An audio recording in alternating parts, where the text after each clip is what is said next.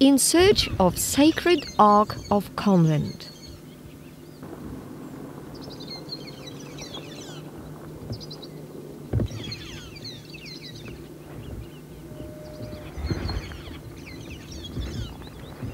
What do you think? Is there anything in common between King Solomon, the morning cup of coffee, and Pushkin Mountains? Just imagine they are related to each other by Ethiopia or Abyssinia, the ancient African country, the motherland of coffee, the son of Solomon and queen of Sheba Menelik, the first local emperor and great-grandfather of Alexander Pushkin, Nero Ibrahim Hannibal, the favorite of Peter the Great.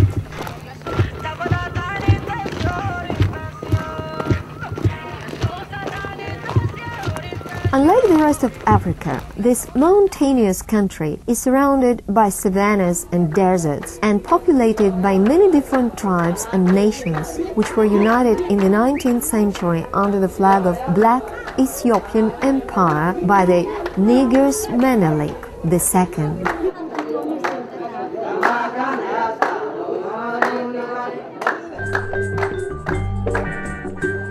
There is, of course, plenty of sunshine and exotic nature. Crocodiles, palm trees, and baobabs feel at home here. The same goes for other wild animals, birds, and plants.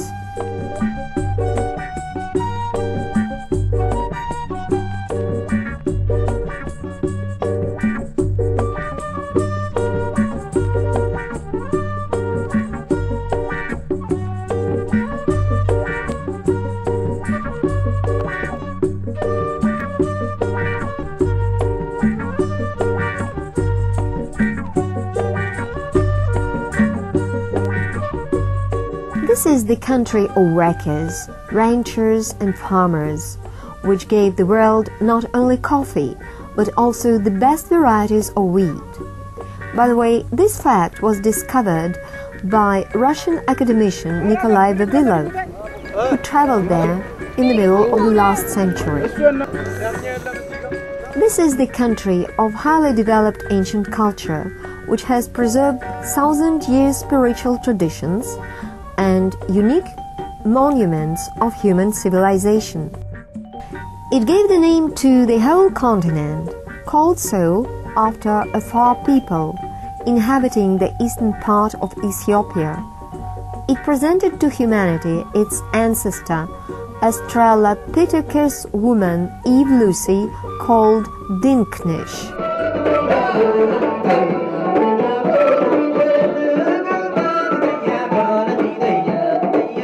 This is the only African country that managed to stand up for itself and escape European colonization.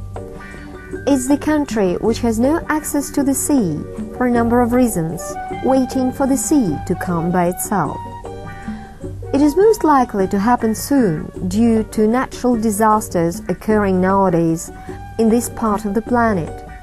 We are talking about an intensive land shift in the area of so-called Afar Triangle, which is situated in the Danakil Desert, where the absolute minimum level of the Earth's surface has been reached. It is already minus 116 meters. It's not only the lowest, but also one of the hottest places on the planet. The spread of crust, which caused the formation of a gigantic abyss with asphalt-like lava flowing out, preparing the future bottom of the sea, is taking place rapidly and cannot be possibly controlled.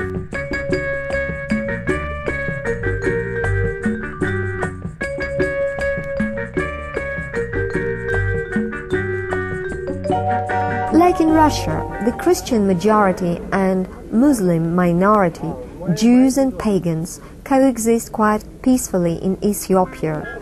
This is the country that once sheltered the Holy Family with infant Jesus and was one of the first countries to accept Christianity as its official religion. Prophet Muhammad, in his time, also found protection from his pursuers in Abyssinia.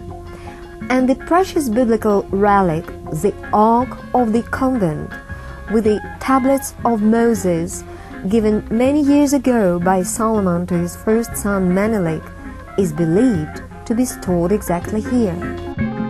Ethiopia and Russia were on friendly terms in the times of emperors as well as in communist times.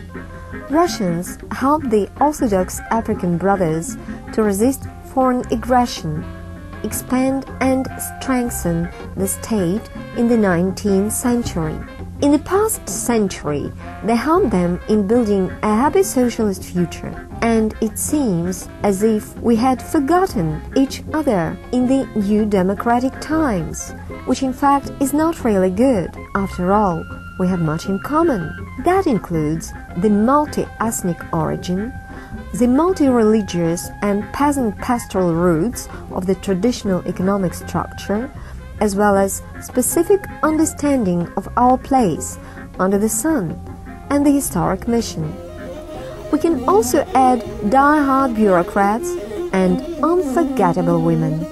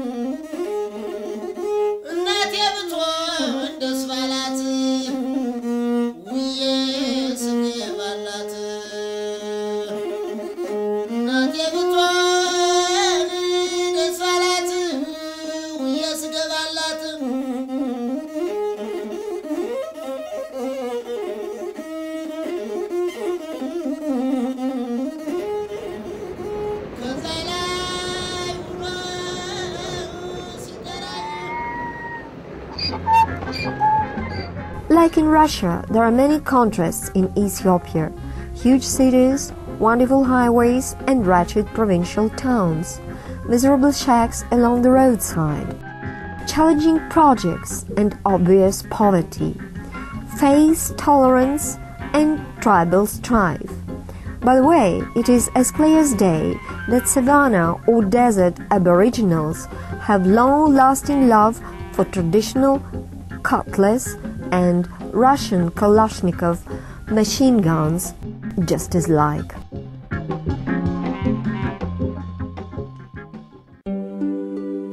Many of our compatriots have contributed to the history of Ethiopia.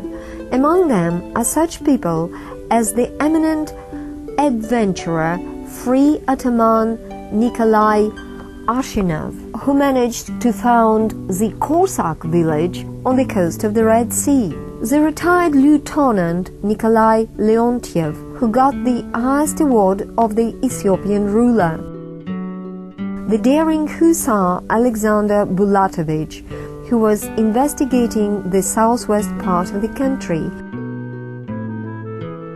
the poet-traveler Nikolai Gumilyov, who contributed his unique collection of exhibits to the African section of the Curiosity Chamber and enriched Russian literature by his poetic masterpieces on Abyssinian topics; the artist Yevgeny Senigov, known as Russian Gorgin; the first Ethiopian pilot, Mikhail Babich; the academician, Nikolai Vavilov, among others. In the end of March of the year 2011, according to our Russian calendar, and the year 2003, according to the Ethiopian calendar, the expedition of the priest of the Russian Orthodox Church, the famous traveler and missionary Father Fyodor Konyukhov, started on a journey along an original route from the ancient Harare to an even more ancient Aksum. The new project, called the Ark of the Convent, is aimed at restoring and developing cultural, business and religious ties between Russia and Ethiopia. Я, как Моисей, 40 лет путешествовал. Ровно 40 лет я занимался только экспедициями. Ходил или к южному, или к северному, или на яхте вокруг света, поднимался на высочайшие вершины, в том числе на Эверест. Сейчас свои годы я хочу служить нашему Господу Богу Иисусу Христу, служить нашей церкви православной.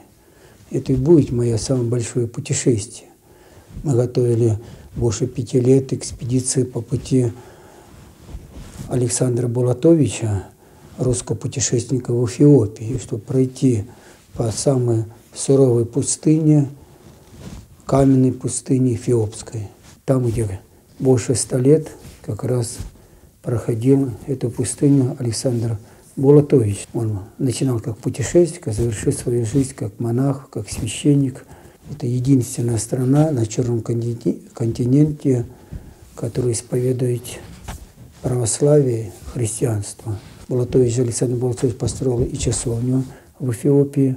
Сейчас, конечно, ее не существует, только фундамент. Мы хотим ее восстановить. Вот как раз цель этой экспедиции еще показать людей, исповедующих Иисуса Христа. After crossing the Afar Savannah and the Abyssinian Plateau, the caravan of camels will finish its route near the exhumed Church of Zion Mary, where, as it is believed, the legendary relic, Moses' Ark of the Convent, is carefully preserved. The only person who has access to it is a holy old hermit keeper. Who knows, maybe finally the secret curtain will be slightly pulled aside in front of the first Russian pilgrim, and God will let him see and read in the original those eternal commandments which are addressed to each of us and have kept the world going for thousands of years.